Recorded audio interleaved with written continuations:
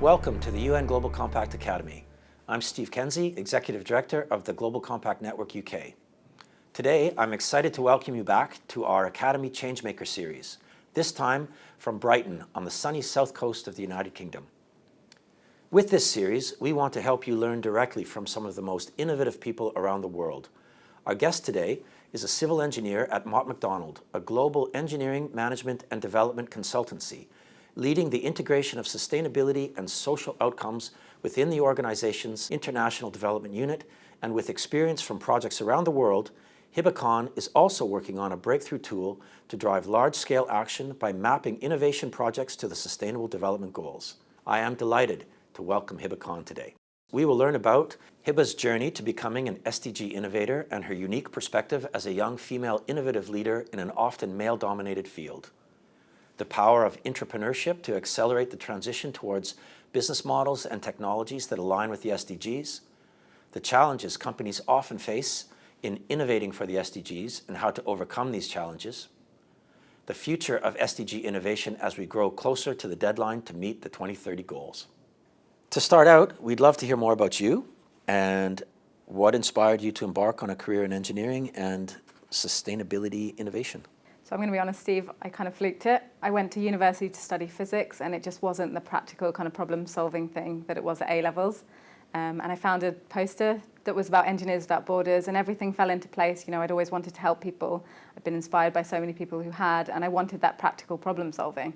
And so then I switched into engineering and then got really involved with Engineers Without Borders. And they talked so much about the pitfalls of development, you know, and what can go wrong. And even with the best will in the world, how you can actually make the situation worse. And that then really started me when the Sustainable Development Goals came out. They just kind of made sense. They put a framework on everything they had been saying. What are some of the concrete experiences that you've had as a business leader that have helped you to realize just the importance of sustainability in your work?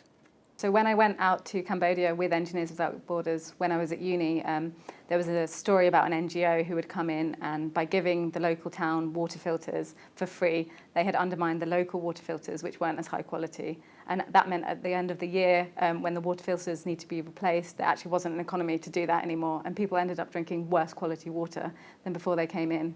And that really played out through my experience at Mott MacDonald, you know, really understanding the system, really understanding the political economy. Ideally working in the country 15, 20, 30 years, as we have done, really was important to ensure sustainability of projects. Yeah, that proper depth of understanding all the nuances of the challenge. How are you integrating the SDGs into your role and making them tangible and meaningful in decision making for yourself and for within Mott MacDonald? So my role as a sustainability lead for the international development team, the use of the SDGs is really using them as a language. So being able to find linkages between projects that wouldn't otherwise see. So, you know, an education project in Uganda actually has a surprising amount in common with a water treatment project in Bangladesh. If you tag them against the SDGs, you can see that there's so many similarities. You can start to share best practice and good examples and all sorts of things where you wouldn't be able to before. And then the other thing is just looking at some of the intangibles of the SDGs, so understanding, you know, is our job to make our jobs obsolete and things like that, that really drives forward the basis of what sustainable development is. Do you find the SDGs are having an impact on decision making in Mott MacDonald? Yeah, so very much so. Now that we've tagged all of our projects against the Sustainable Development Goals, we can see, you know, where we're tending to have the most growth, where we should be focusing our efforts, where we should be recruiting, and what kind of projects we want to do. You mentioned how interconnected the goals are and how work on one can impact on others. That can be viewed as a double-edged sword where one goal can positively impact on others, but it could also negatively impact if it's not managed properly. How do you deal with that? Yeah, so there's, for example, I work on irrigation projects across the world, and we go in and we rehabilitate the infrastructure, we make it much easier to control the water, to lose less water through leakage, and help the farmers then to basically earn a living wage by growing higher value crops. They can also make sure that there's more food security in the region. But then that doesn't come without a price because, you know, the farmers earning a better wage means they want to improve their houses, and that increases emissions. They also want to use more fertilizer. That would increase the pollution under the water and on land. So it's really about education then. So that has to come hand in hand with farmers' field schools or opportunities to sequester carbon so that we can actually make sure that the overall impact is still positive.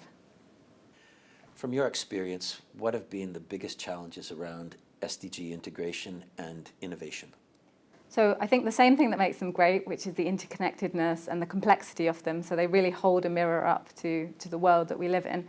Makes them very, very difficult to use practically. You know, how can you use a goal or a target if there's 169 others and they go up and down, each one you touch?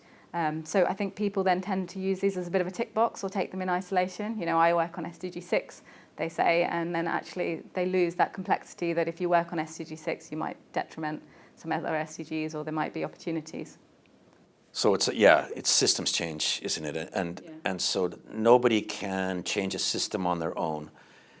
You were a participant in the Global Compact's SDG Innovators Accelerator, and you worked with a team to solve a real-world challenge that Mott MacDonald was facing. Could you tell us about it and what inspired that solution? Yeah, so it was really that people wanted to use the SDGs. You know, we've been talking about them for so long at Mott MacDonald now, but wanted to use them practically, but without necessarily having that much expertise or the time to dig into every report. So we came up with an AI-based tool which you could ingest, you know, hundreds and hundreds of pages of strategy documents and talk about which of the Sustainable Development Goals and the targets were included in that. And then you can compare that to projects and you can see that there's mismatches and you can have conversations about what the opportunities are. And our mantra for that was making SDGs tangible and just really making them easy to use. And yeah, in a project like that with so many moving parts, even somebody who's got SDGs in their veins would benefit from that sort of a helpful reminder to capture missed opportunities to make connections and more tangibly demonstrate those SDG connections. Well, that sounds like a great tool. A slight change of direction. How has your position as a young leader helped or hindered your ability to make change? Yeah, I mean, it's hindered it in all the ways I think that a lot of people struggle to get their voice heard when they've just started a new career.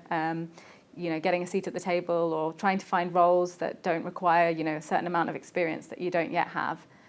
It has also helped though, because when you're younger, you're cheaper for a start and you've got more time on your hands. And so what I did was I wasn't finding a sustainability role. So I moved into a different part of the business and I set up my own network of sustainability young professionals. I was able to get a budget for that because we weren't that expensive at the time. And then using that and leveraging that then to become a sustainability lead within the unit. I think going to inspire a lot of younger professionals out there. So looking at the current state of the world, do you feel that momentum for transformation is growing or slowing? What gives you hope? What keeps you awake at night? I mean, it's definitely growing. Not a day goes by that I don't see a series of newspaper articles about the climate crisis or, you know, the polls that they have showing that the British public really do care about it.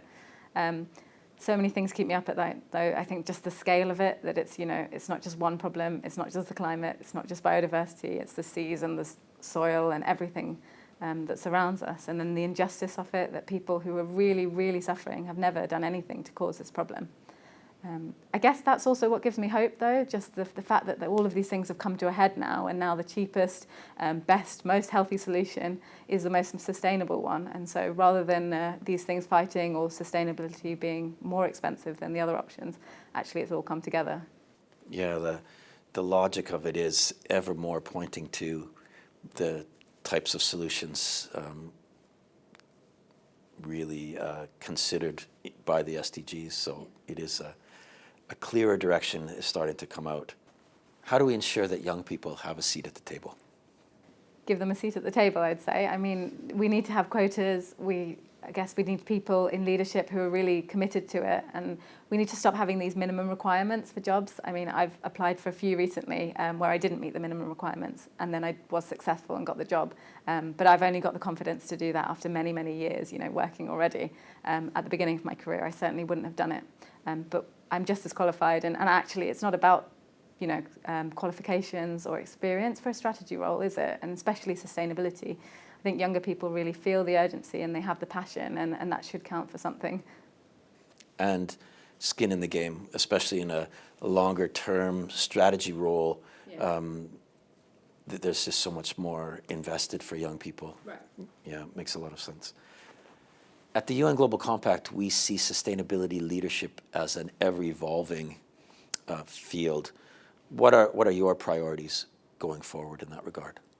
So it's really to engage and galvanise all these people that do really care about the crises that we're facing, but aren't necessarily active yet, and that we really need to all be active in this in order to drive change. Yeah, mobilizing resources and capacity and people to the cause. Yeah. We've come to that time where we enter our lightning round.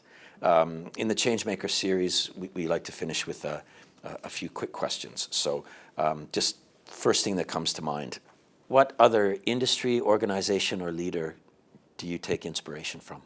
So the software engineering industry, I really like that if something's not working for them, they can just throw the solution out completely and the next day just start something different.